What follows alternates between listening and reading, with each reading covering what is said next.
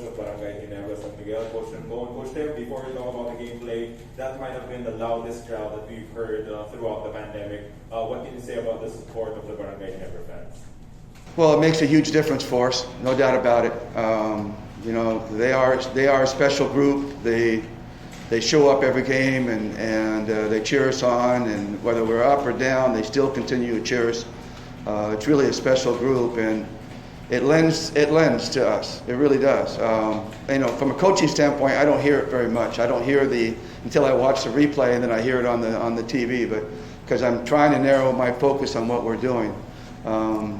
But I know the players feel it, and I sometimes watch our guys, and they're playing at such a high level, and I wonder, why are they playing at such a high level? Well, it's the crowd. The crowd's forcing them to play at that level. So yeah, it's truly a benefit for us, and we've really missed them over the last couple of years. Really, really have.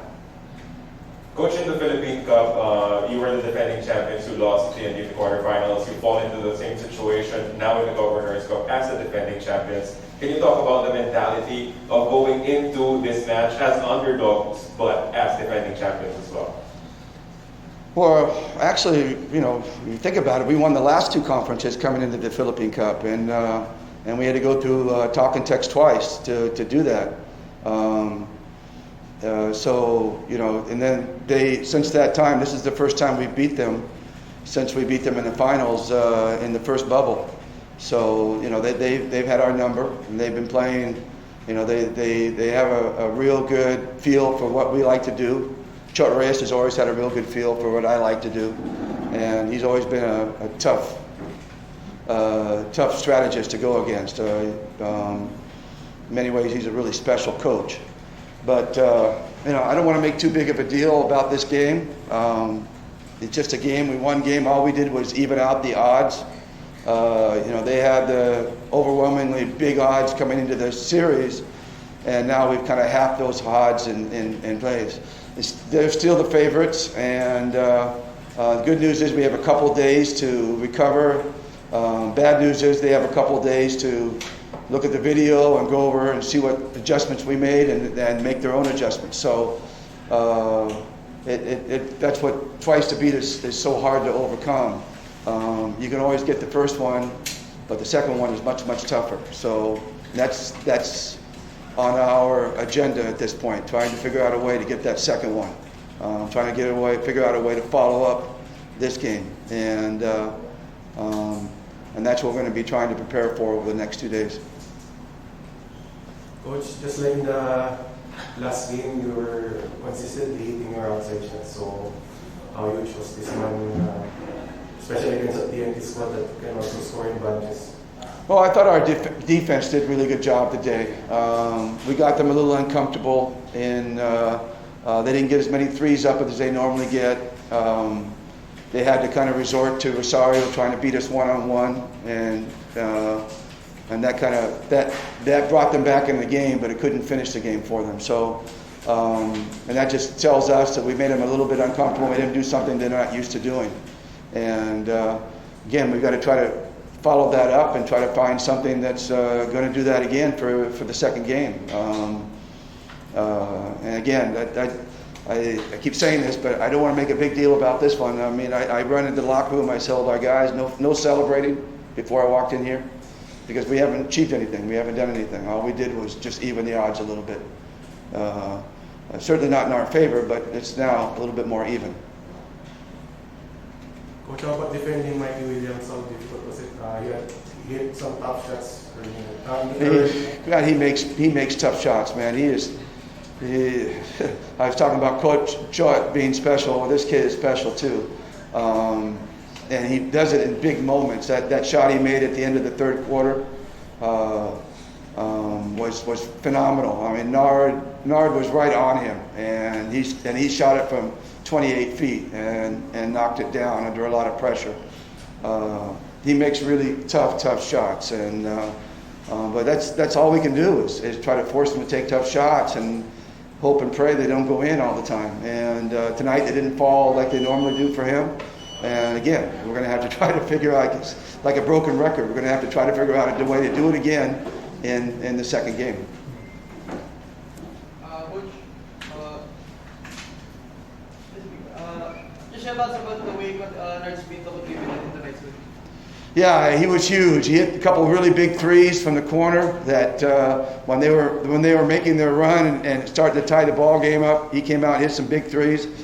He helped on defending Williams as well. You know, obviously we really miss Stanley.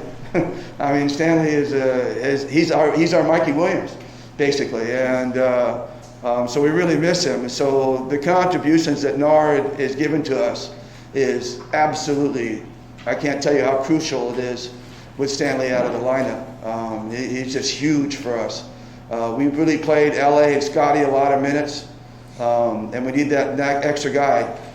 Jeff, you know, Nards, Arvin. Arvin didn't get a chance tonight, but we may go to him in the next game. But we got some contributions from, you know, guys like Prince and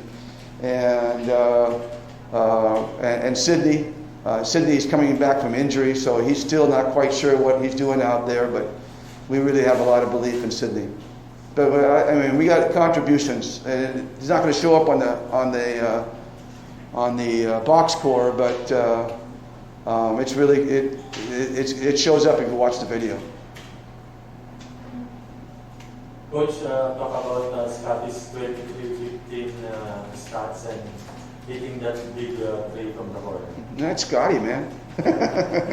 That's all I can say about that. That's Scotty.